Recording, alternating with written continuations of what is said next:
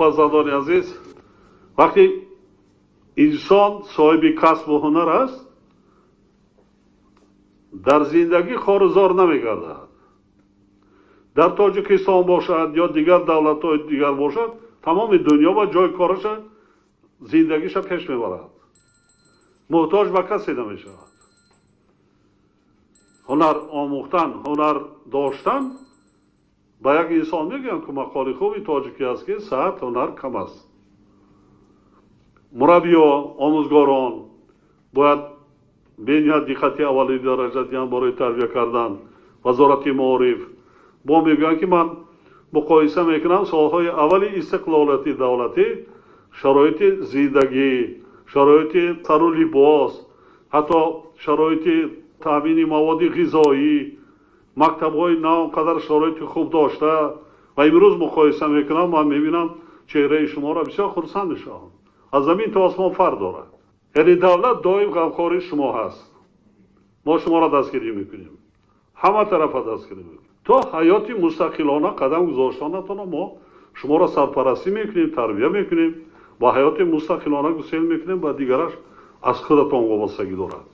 هیچگاه در زندگی رو افتاده نباشید. من همچون رهبر دولت دیروز در راه اومدم، امروز در نزد شما با طبقه‌های چنین که خواننده ها من مراتب اول با حیث رئیس جمهور با شما ملاقات دارم. سیاستی رهبری دولت نظم می‌دارید. من شما را همچون فرزند می‌حسابم، همچون فرزند خود. منم خیلی غمخواری کرده ایستادم برای شما. شما هم باید خوانید جواباً به این. ما از شما یگان چیز زیادتی دیگر طلب نداریم. آداب خوب داشته باشید. کتاب خوانید. در وقت‌های خارجی کتاب خوانیدان. اثرهای بدیعی خوانید. شعر خوانید از چی شاعر و نویسنده‌های بزرگای گذشته، امروزه و شاعر و نویسندگان. یعنی کتاب خواندن انسان را سطح معرفت ناکیش را بلند میکند. سخندان میشوید، سخنور میشوید، دانش و تفکر روایتان وسیع میشود، جهانبینیتان وسیع میشود. کتاب خواندن هم کتاب خواندن و وای کردن نی، برای یک شماره کتاب خواندن مدگر کردن نی. انا فرزندای عزیز، خواهش و طلب و درخواست من به شما همین است. خوانش خوب و اعلی، اخلاقی همین در درجه بلند. در معاشرت هیچگاه به دغلی راه دادن در کار نیست. زبان دغل، زبانی که بعضا الفاظی که وای میبرد انسان آبروش پس میکند، عزت احترامش در جامعه بیاد پس میکند. با یک دیگر مهربان باشید. کلان سالا با خورد سالا، اپا و خواهر، اکا و دادر، یار و برادر. اگر کلان سال شدید به گفتنی من بعد در اونجا مرا دعوت نمی کنید، میگه همسین فلان شهر است، یک خبر گیرم یا که اکچال من فیراد کنم همسین فلان فیراد کنم. همینطور است. یک جا در یک سیب 10 سال 11 سال با هم اونس میگیرید، دوست میشید، رفیق میشید، رنگ مثل اپا و خواهر، اکا و دادر واری میشید. تا حاضر من شخصا همسین فلان فراموش نکردم، یا که هم خدمت هایی که 3 سال خدمت کردم فراموش نکردم. همسیفا هم قریب 50 سال هم کشته باشد فراموش نکردم. آموزگارا را فراموش نکردم.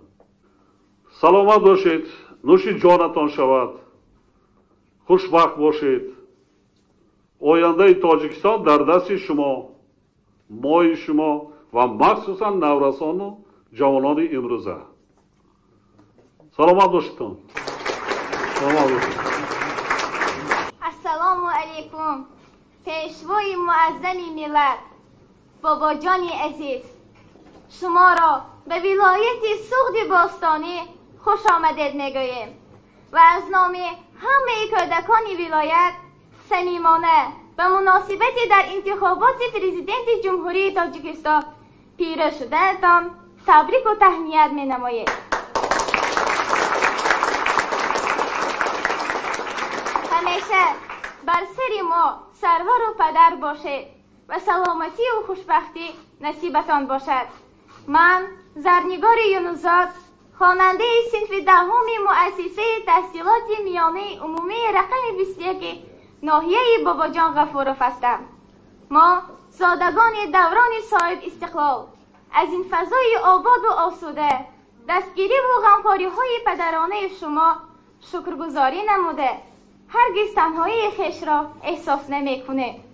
توجه مخصوص و پشتیبانی شما است که با نیروی تازه و خاطر جمع بهر دانش اندوزی و کسب آموزی صدقدلانه جد و جهد نموده همچون پیروان پیشوای ملت با آداب و رفتار نمونوی تحصیل میکنیم.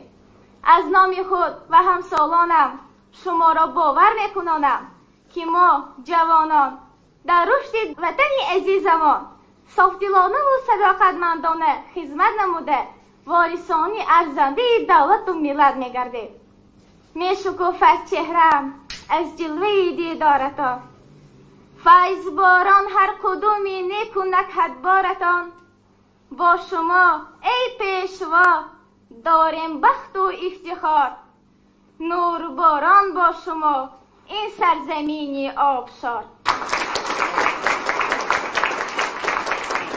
السلام علیکم بابا جان عزیز. من مهران رجبزاده خواننده صنف سوم گیمنازی رقم 1 شهر گلستان باشم.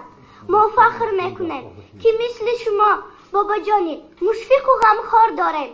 شما برای ما امروز فیروز را هدیه کردید. من خود را دختری وطن عزیزم میحسابم و خوشبختترین فرزند دوران استقلالیت هستم. وعده میدهم که مکتب را با بهای خوب و اعلی ختم نموده در آینده طبیب شوم. میخواهم که در وطن عزیزمان یگان شخص بیمار نشود. رحمت بابا جان برای همه غمخواری هایتان. خوش آمدید پیشوای معظم ملت.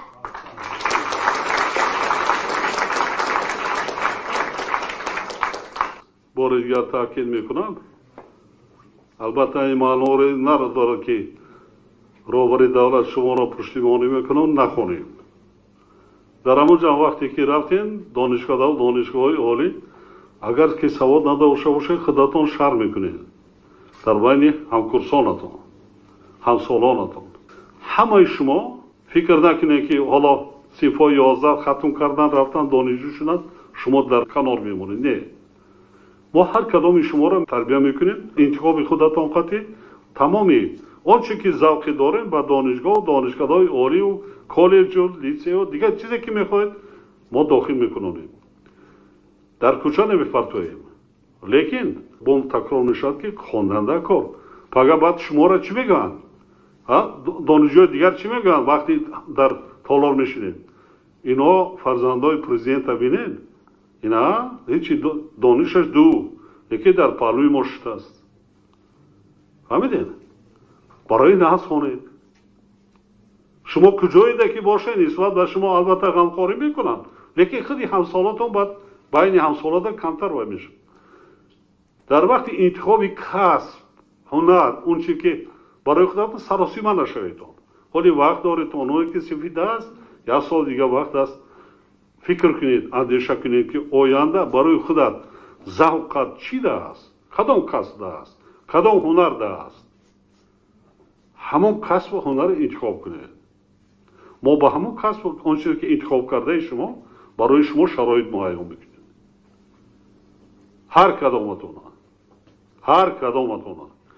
حالی هر یک ختم کرده ای که وای هست در کوچه نمانده است. همه شما داخل کرده تربیت کرده سالیم. سلامت باشید.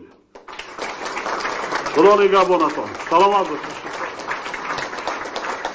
من منتدارم که پرزیدنت ما محترم امامعلی رحمان همیشه دستگیری ما هستند و در هر گونه جشن ایتها ما رو دستگیری کرده. نسبت ما توجه خاص دارند و ما رو هیچگاه تنها نگذاشته توجه زیاد دارند. ما هیچگاه خود را یتیم نمی حسابیم. جواباً به همه این غمخوری های دولت و حکومت وعده می دهم که با بهای خوب و اعلی خوانده آینده سازی سرزمینی خویش می شوم. من از نام خودم و از نام اهل ایتمان کلی ولایت مینداری خود را به پیشوای معظم ملت میرسانم. تشکر زیاد به پیشوای معظم ملت که ما را با دستگیری خود احاطه کرده، ما را همچون فرزند خود نگاه بین میکنند و همه وقت ما را دستگیری میکنند. تأکید کردند با مورد است که در سیاست دولت صاحب استقلال و حکومت تاجیکستان بخصوص سرور خیرخواه و بشردوست و یتیم پرور محترم امامعلی رحمان دستگیری اجتماعی یتیمان و احتیاجمندان و به تعلیم و تربیت فرا گرفتن آنها مقام شایسته دارد و سرور دولت محترم امامعلی رحمان در هر یک سفر کاری به شهر و ناحیه‌های مملکت به واسطه با یتیمان صحبت و واخری‌ها انجام می‌دهند و دستی کمکشان دراز نموده از مشکلات و موفقیت‌هایشان پرسان می‌شوند. دیگر تشبس‌های بزرگ یتیم پرورانه و بشردوستانه پیشوای معظم ملت محترم امامعلی رحمان آن است که در دوران صاحب استقلالی برای تأسیس، بنیاد، احیا و آباد کردن مکتب اینترنت‌ها برای یتیمان و احتیاجمندان اقدام گرفته این طبقه جامعه را همیشه کمک و دستگیری می‌نمایند. کانال ما در سامانه یوتیوب همنوا ابونه شو و از ویدیوهای نو با خبر باش.